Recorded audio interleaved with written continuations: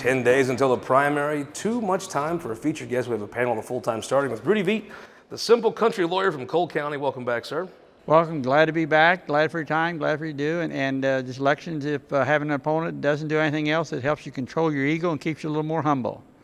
When we get elected, we come with an ego. It grows. We get a good competitive race. It brings it a little more back to normal. Well, the person who doesn't have to worry about that, the 35th Senator, Pat Thomas, thank you very much. Welcome back. Well, thanks for having me. Jack Cardetti, you need an opponent sometimes, I think. The Prince of Phelps County. Welcome back to the show, sir. Keep the ego in control. Surrounded by Republicans here. Love it. Like normal. And from Freedom Loving in Franklin County, James Harris, thank you for making the time. Good afternoon. So you've seen a ton of Republican primaries. Is anyone more fun than this one? It's an interesting race. There's not been a lot of maybe intensity with campaigns and campaigns from the past for this year, but a lot of moving parts, especially the super PAC that came in the last 2 or 3 weeks, Show Me Values PAC to go after Eric Greitens, and I have to admit I was wrong. I didn't think Eric Greitens could be beat, and I think he's now going to be. You know, it's an interesting thing. You've at a person in the newspaper business, maybe it's a little depressing. How many ads were ran? Credible sources, first ladies, people that have details, have ran all these news articles, and it didn't dent him. What did in with the Republican primary voters was a major media buy with commercials. They believed the commercials more than the news. Which frustrating maybe, but I think if you look at the scoreboard, that's what did it. That's right. Pat Thomas, you talk to more Republicans than most people I know. What do you think that race is at right now? I think it's on the uphill for Schmidt, and Hartzler's holding her own, and I think Greitens is about to find out what he thought his floor was. He has a new floor. So let's just walk through this. McCloskey could have taken off. I honestly, I've watched Mark McCloskey. You go to an event, I was at your Cole County Lincoln. People want a picture with him. They like him. But somehow he just didn't, he kept the gun at home. I'm not quite sure why. Billy Long never took off. Senator Schatz looks like he wasn't able to break through. And if you're Congresswoman Hartzler, you wanted to be a little further along right now, didn't you? I would agree. I think there's been a lot of extra clutter, and I think that people are just now starting to make their decisions. Rudy Veit, I mean, to me, there's some folks clearly in every poll you see, whether it's a state Senate poll, whether it's a statewide poll, you see some folks maybe having some second reservations about Greitens. Those folks seem to be going to Schmidt. You talk to folks every day on the doors. What are you hearing? I'm surprised. In knocking on doors, Greitens has his section. You get some against him, but the majority I've seen has been more switching to Vicky Hartzler. They're saying, and one or two of them refer to her just as that woman. They didn't like the Erics. Well, you know what she is? Vicky Hartzler is very genuine. I mean, Vicky Hartzler comes off and says, I am a religious, devout Christian woman. And we've seen candidates say that, and like the former governor, didn't really come out to be that way. Vicky Hartzler is what she says she is, and there's a very genuineness to that. Well, with Attorney General Smith the people I encountered were not happy about all of his lawsuits. He probably pushed a little far, right? They thought that meant he was disingenuous and wasn't sincere and is all about politics. James Harris, I thought when he was suing over kids being masked, I thought he was on a roll. I think that took him from kind of down in single digits and took him right to the top of the pack. I do think maybe some of the lawsuits, I mean, Republicans aren't necessarily trained to think lawsuits are good things. No, and then also in a lot of the rural parts of the state, voters don't think of their school district as being liberal. They probably know their people in the school board, so I think that created lots of consternation. Jack Cardetti, there is a Democrat primary, kind of snuck up on folks. Lucas Kunce, he talks a little different, he acts a little different, kind of that candor model almost, but Trudy Bush is Gussie's daughter. What's happening? Yeah, I mean, Lucas Kunce has run a great race all throughout, but you can see just in the last few weeks that Bush Valentine's starting to gain some traction, rolling out lots of endorsements, bringing some in organized labor and other elected officials along, and I think that's important. I mean, the most powerful thing in politics is momentum, right? And who has the momentum in the last 10 days here is really, really telling in a lot of these close races. I think she probably has a little bit of the momentum, and we'll see if that carries her over. These labor clubs usually have these meetings at the end of May, early June. They're having them at the end of July, but they're all the ones that are having their meetings. They're usually all coming in behind Trudy Bush. I do think she's got the money advantage on television, which is a Democrat primary. It's not as important as a Republican, but still. who's going to win? Well, that's what labor is important, right? Because you need money to get your message out, but you have to have boots on the ground, right? And so that's always been the question about her, is could she actually produce in a short amount of time here, a grassroots campaign? I think with the help of labor, I think she does, and I think she just barely gets over the hump. But I tell you, there are a ton of undecided voters in that race, oddly enough at this point. And head tip to Lucas Coons. I mean, it wasn't that long, it was 15 years ago. He was running for Rudy's seat as a pro-life Democrat, which is how you'd have to run if you were going to run for that seat as a Democrat. And I tell you what, he is now the darling of really the left in that Democrat primary. That takes some political skill. Yeah, I mean, he has really weathered this long campaign and done really well. If you'll remember, Scott Sifton, a really quality state senator, was in there. He got him out of the race, right? And he's done everything he's needed to, but I wonder if he doesn't get caught at the very end of the race here. It could be one of those things, he's done everything he could do, and just, I mean, his dad never owned the Cardinals, right? You know, James, just give me a prediction here. I think the race is tightening up. I saw Eric Schmidt finally for the first time. I seen him at tag rides. I think it was like a little quitter that abuses women. Like, he's totally not laid a glove on him the whole time. There was a thought behind, I'm going to say that now. What was he thinking? I think it's the right time to talk to voters about this. Yeah. I mean, you want to probably give distance because Eric Greitens has very hardcore supporters. The ones that are pulling off, baby, he didn't want to offend them. But I know Eric Schmidt. He didn't say you're a little quitter that abuses women without thinking that through. I would agree. You can't be throwing and say I'm the fighter, but not fight your opponent, right? Well, he has the best advisors. If this race goes the way that it could trend, it really will be a time where these guys laid out a campaign plan and it actually met live fire and they were successful. James, give me a prediction on this Republican side. Eric Schmidt, I think, will win. It feels like for the first time, really about the last 2 weeks now, that for the first time I could say I'd rather be Eric Greitens in the field, right? This is the first time when I would say I'd rather be Schmidt than anybody else. Who wins the race? Eric Schmidt. Who wins this race? I really don't have an opinion. I listen to people, and everybody comes up with different angles. Certainly, Eric Greitens has the most dedicated bunch. I agree with that. Are locked in for him or are locked in for him. Now, the one thing that could change up this race, though, in the last 10 days, a Donald Trump endorsement, right? Sure. Is one of the few factors I think that could I come in. want to get your and prediction really, real quick really here. good. Minus the Trump endorsement. Yeah. Who wins this race? I've said from day one, I thought Hartzler wins this race, right? I still think think for that? a couple reasons. Only female in the field, but also, as you alluded to earlier, she's probably the most authentic. She's the most authenticity of being candidate. She actually She is believes genuine, what yes. she's out there saying, or whatever. Yes. Eric Greitens believes in Eric Greitens, and that's it. Yeah. And obviously, so I little bit of still this, think yeah. I think the Trump non-endorsement did hurt her. I think it took some momentum away. It was an attack. Yeah, and I think that has hurt her because if not for that, I think she wins this race. I think, if I had to guess right now, I think Schmidt wins it. Well, this is the part that surprised me. Look, I don't think Josh Hawley's endorsement. I think he's the most popular elected official in Missouri amongst the voters, amongst folks. I don't think any endorsement mattered besides Trump's, but he didn't bring any money. I've just not seen a lot of that. That endorsement I thought was a big deal at the time. It doesn't seem like much right now. Popularity in politics isn't transferable. We But see it all. money is. We see But it all. money's Yeah, transferable. it is. I didn't see any money. An organization.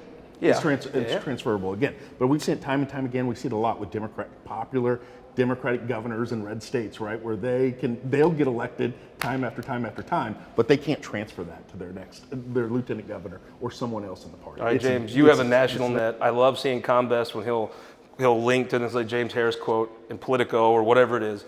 In the Trump world, I don't think anybody can predict what he does, but if we had to put a cold frosty Bud Light, as Trudy Bush's dad would say, where would we put it on Donald Trump endorsing? I think he'll endorse Eric Schmidt because I think he'll want to follow momentum and be with the winner. That just makes sense to me for what he does, right? And he'll probably, if Eric Greitens wins, be like, yeah, I was really behind you, right? Pat Thomas, you've got a bit of a dog in the fight of this auditor's race. It's a race that flies under the radar every time. Give me the state of play in it right now. Well, I think it appears people have drawn their Alamos, so to speak. It looks to me like if you're a Fitzpatrick guy, you're going to hit rural Missouri and you're going to make sure your base in Southwest turns out. That's the key, right? He's got to turn those folks out for He's him. got to turn them out. There was a straw poll done down in Jasper County just a week or two ago, and it was like 6 to 200. Yeah. I mean, it was not even close. Gregory, I think, is betting on the two big metropolitans to turn out for him.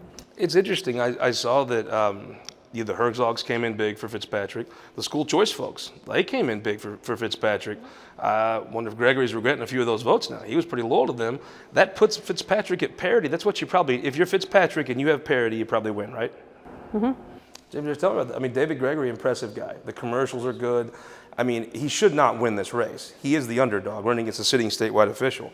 He's done about everything you could do to show well, though, right? No, he's done good, and I think the 15-second ads in a low-budget race is smart. I think Margaret Kelly, if I went back years and years ago, did that. I haven't seen it in a long time. But I think, Fitzpatrick's in a good position because he's got some statewide organization, and if he can rally Southwest Missouri, that puts him. You got the endorsement of this guy across the rotunda here. That's right. I love this. There's only one Sunday morning talk show. We're going to get a Margaret Kelly reference, and that's This Week in Missouri Politics. Rudy Veit, tell me about your colleague, David Gregory. Well, I've worked with Dave, Judiciary Committee and other committees, and certainly he is sharp. He's very knowledgeable. He knows that it's a challenge because he's running someone who already has statewide recognition. Mm-hmm. And I saw his 15-minute ads. I didn't see anything inflammatory about him. He's marketing the idea. And he's running like he's on fire, right? And he is an auditor. He has a background in accounting and auditing, and that's what he's running on. He doesn't even mention that he's a lawyer. I'm not going to ask you for a prediction, Pat. Tell me who wins this race and by how much? Fitzpatrick by 7. What do you think? I think it's going to be close. I think Fitzpatrick just barely pulls it off. It feels to me like these things break big, though. I don't think. I think this is one where it's Fitzpatrick, because he was appointed and some other things. I don't think he has the traditional, some of the incumbency advantages, right? And now usually it's a big money advantage, and Gregory has done well keeping up, but I still think Fitzpatrick, if I had to be from St. Louis or from Southwest Missouri in a Republican primary, I'd take Southwest Missouri. Feels right. I mean, I think there was a significant money advantage for Gregory that Fitzpatrick's closed here at the end. I do, to me, if one of them was going to spend 20% more than the other, I'd take the other one either way. But if they're going to spend about the same money, we'll see. I agree with Jack. And the one thing I would say that helps Gregory is saying auditor in his TV ads in a race where people aren't really sure who they're voting for, not a lot of information. That probably helps him out a little bit, but I think it's Fitzpatrick ultimately, but close. First thing I thought about was something you've said on this show multiple times. I remember we back in the St. Louis studio. You said if your opponent's complaining about the ad, it's a good ad. And there was a pushback on Gregory's not an auditor or whatever. I was like, ooh, that means that's a good ad, right? Yeah, I mean, when you're explaining, you're losing. And it also means if you're explaining, that message is getting through, right? Your opponent's message. And I think it is here. I think it's a good ad, and the fact that some of the newspapers are picking that apart or whatever, I'm not sure that hurts it. Oh, I'm sure they're tickled, right? I mean, we'll be right back. We're going to talk a little congressional primaries, getting some state Senate primaries after this. But first, go to showmissouri.com. This is Missouri, one county at a time. We're on our tour talking to folks that are leaving the Senate. We started with Dan Hageman. We're in Andrew County. Not a better guy to look back. His longest spanning career in the legislature was in the House in the 80s, and now he's leaving now as budget chair. Interesting time with Dan Hageman. Go to showmissouri.com and check it out. We'll be right back after this. For more than a century, the St. Louis Carpenters Union has shaped our communities. Through trusted alliances, we deliver skilled professional craftspeople while our business partners provide the kind of quality jobs that keep our economy humming. It's a blueprint that has worked since 1882. Turning Missouri into a right-to-work state stalls progress, wipes out jobs, and kills momentum. Right to work is wrong for everyone. Let's keep Missouri moving forward. Visit carpdc.org to learn more. Your energy needs are changing.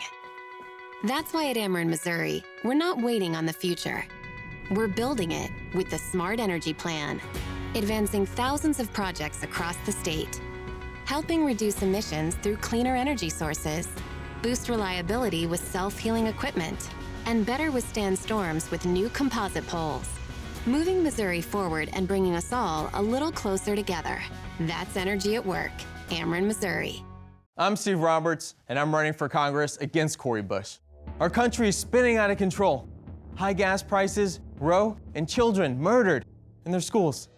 Now is the time to stand with President Biden, and I'll have his back, both in service and in Congress.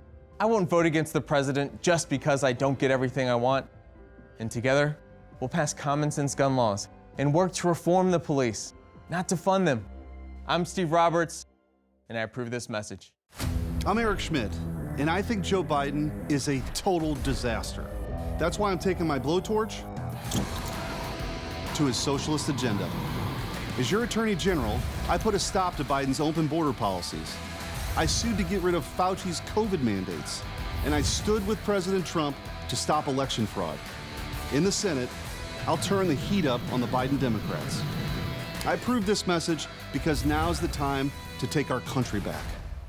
We thought it was over. Missouri Republican Governor Eric Greitens has just resigned this afternoon. Scandal after scandal. Already facing a felony charge, now accused of a second felony. Now there's more about Eric Greitens. Former Missouri governor is now accused of spousal abuse and intimidation. One of the boys had a swollen face, saying his father had hit him. Scandals, felony charges, physical abuse allegations. That's not conservative. But it is the real Eric Greitens. Show Me Values PAC is responsible for the content of this advertising. Welcome back to this week in Missouri Politics. It is almost Christmas Eve, 10 days until the primary. Let's talk some congressional primaries here. We had a debate last week over in Warrensburg on the campus of University of Central Missouri, the 4th District. I mean, it really feels like Kalina Bruce did very well. Taylor Burke's very good campaign. I'm not sure Taylor has run the best campaign, but we're just getting down to who has the money. It looks like it's your guy, Rick Bratton, and Alford punching it out. They are. Rick is on broadcast television, as is Mark Alfred. There's super PACs in Kansas City. One spent $1.2 million to help Rick Bratton. Then another super PAC dropped about $400,000 to support Alfred, and another one entered this week to attack Rick Bratton. Who's going to win this primary, Pat? I mean, you know all these people well. You're positioned with the state party. I mean, it does appear that you give me the person that gets the most money in a congressional race, and you take the field. I'll take that person every time. Let's say that Bratton has marginally more money. Does he win? Okay, so I think that Taylor Burks has the ground game, yes. But I think the momentum is going Bratton's way with 10 days to go. I think Taylor Burks' campaign took a hit in this upstairs on the map. And I think if there's somebody that I think could run again and everybody would say, like, yes, recruit him, I think it's Taylor Burks, right? I would agree. He's a great guy. Rudy Veit, tell me, I mean, we get to see a little bit of this stuff here in Jeff City, the ads. Taylor Burks has impressed me, but it feels like it's coming down to those two heavyweights that have the money behind them in Kansas City. Well, it always money helps. that can be true on any show. And getting the message out there. And in those large races, you don't get that much done by walking the streets and knocking on doors to get the message out there. So you've been in these rooms right now. You've got, I would say, Alford had more candidate money, which goes farther because you can buy a little better broadcast rate. These PACs have came in. I mean, these PACs didn't pick these people by accident, right? I mean, they know who they're there to support. What's going to matter in the last 10 days? Well, it's really, this is a fascinating race to me because you have a TV personality with some real built-in name ID in that race. Hasn't never run for office before, and that starts him in a good place. But I just wonder if he isn't able to hold on here at the very end. I do think Alford ends up losing this, despite sort of being out front the rest of the campaign. James Harris, you told me years ago, before I'd ever even seen it, I couldn't even conceptualize what it would look like, that the Smithfield vote, where allowed a China-owned company would buy some farmland, would be an effective ad in primaries. I didn't really see it until 16, then I saw it. Very stark comparisons. It's been worked every time. They're using it against Bratton. What is your defense to that? What do you use to fight that attack off? Because it has been effective. Sure, and Rick had the same attack a couple of years ago when he ran for the state Senate, and he was able to withstand it. I think Rick has kind of said, looking back, I made the wrong vote, and I think just being honest with voters. Do you think it helps a little bit that he has served? I think it's hard to say you're a communist sympathizer if you picked up a gun for the country. Yes, and also he has all the endorsements that matter with Republican voters, whether it's the NRA, Missouri Right to Life, CPAC, et cetera. And so I think that helps put a little meat on his bone. We got to talk about this Missouri Right to Life endorsement. I guess you think Bratton wins? Yes. Tell me, you get to see some of this stuff in Columbia. Who's going to win? Well, I think Bratton wins. You think Bratton? Speaking at the right time. I'm not even going to ask the legislator running for office to give me a prediction.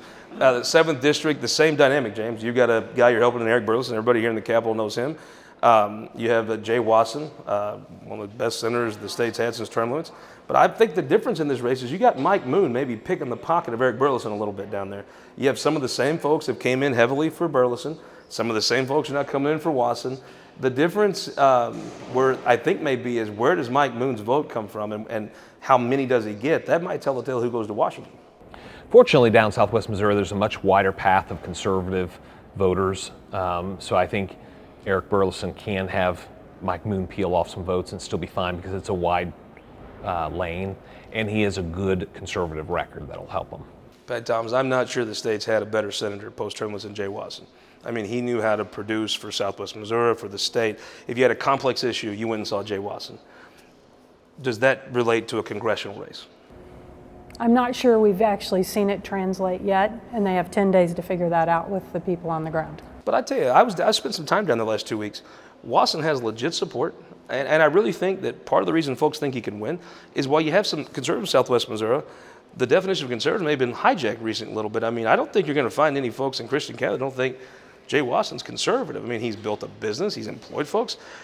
There is that old school folks down there that, while I don't know that anybody could beat Eric Burleson in a one-on-one race, with Mike Moon doing pretty well, I think Watson's got a chance, right?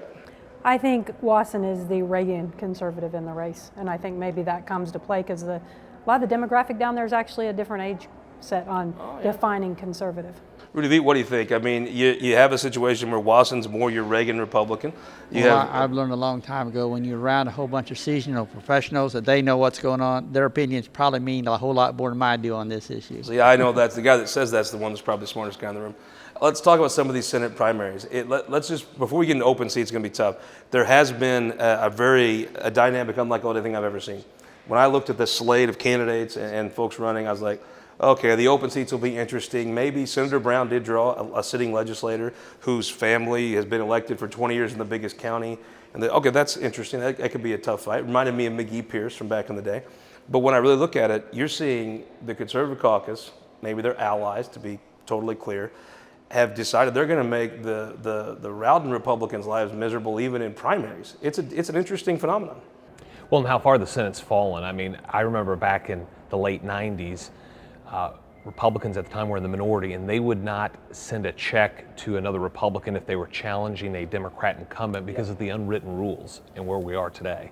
It started off as the most competitive, most knuckled up Senate race. I really thought, Nick had an advantage because he has Rick Pogue and some folks behind him. He's got some activists behind him. But there was a thing called Right Path PAC that was, nobody would say that out loud, but you got the sense was to come in for a guy like a John Wieman. I haven't seen that yet. Have you? No. And in most of the polling, Nick's been up double digits. And on the momentum thing that Jack mentioned earlier, he was the first guy doing everything in this race, whether it's on cable, mail, radio, signs, doors. So he's really been the aggressor, and for some reason, John's been responsive. Nobody will have a problem thinking Nick has been the aggressor on anything. But flip it back. You're from Franklin County. Everybody I know in Franklin County is like, oh, can't have Ben Brown. And you would have thought, from the impression I got, maybe I was wrong, Right Path PAC would have been there for one of his two, Nate Tate, Bob Jones, one of his opponents. When you flip it and you look at it the other way, you got to be like wondering, where's the cavalry? Are they coming? I think it's true, and I think the Franklin County seat, what makes that district a little different now, Osage and Warren are very conservative areas.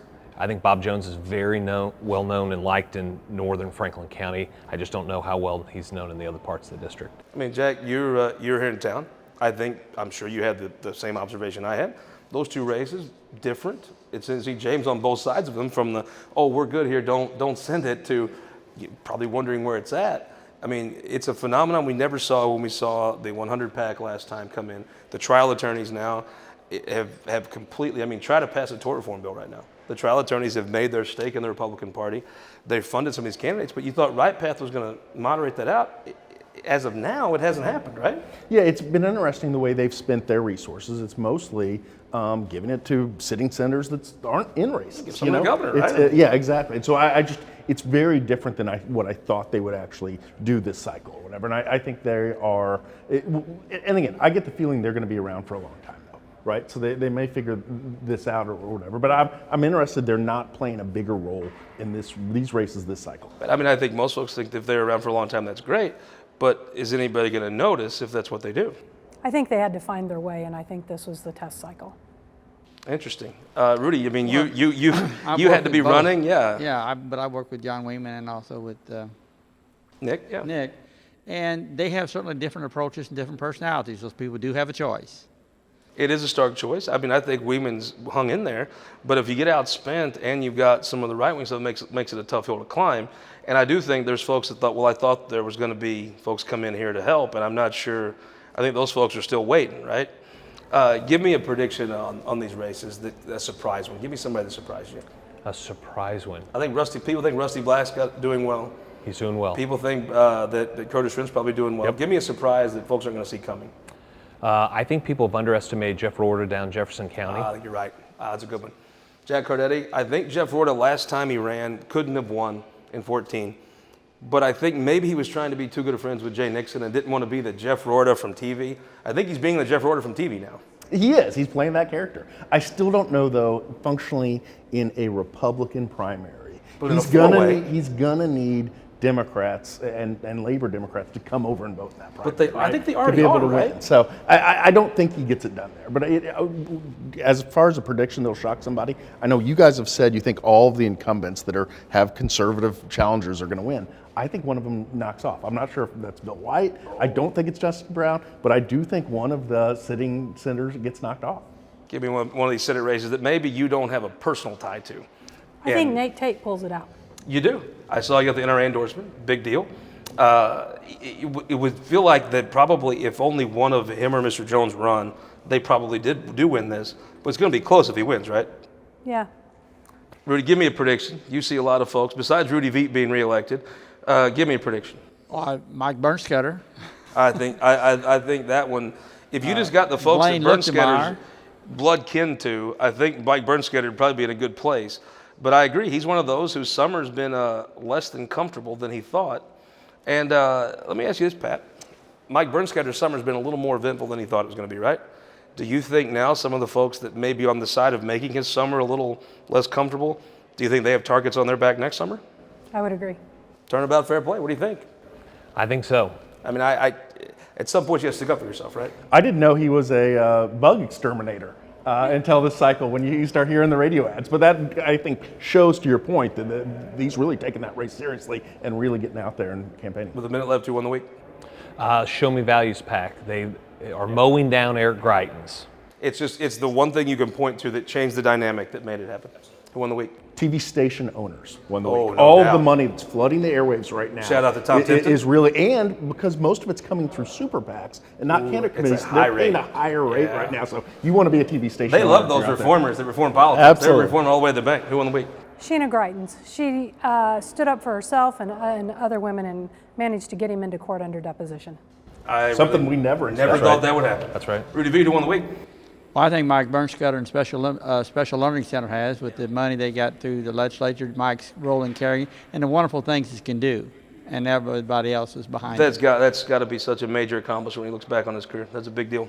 I'm going to say I never thought it would happen. My buddy Ryan McKenna, somehow through he's bluffed and smoke screened away into marrying Nikki Roberts. I can't believe she actually said yes, but I'm very happy. He won the week, the year, the millennium probably, my buddy Ryan McKenna. Congratulations to you and Nikki. And we will see you back here next week for our final episode before the primary, our Christmas Eve edition of This Week in Missouri Politics.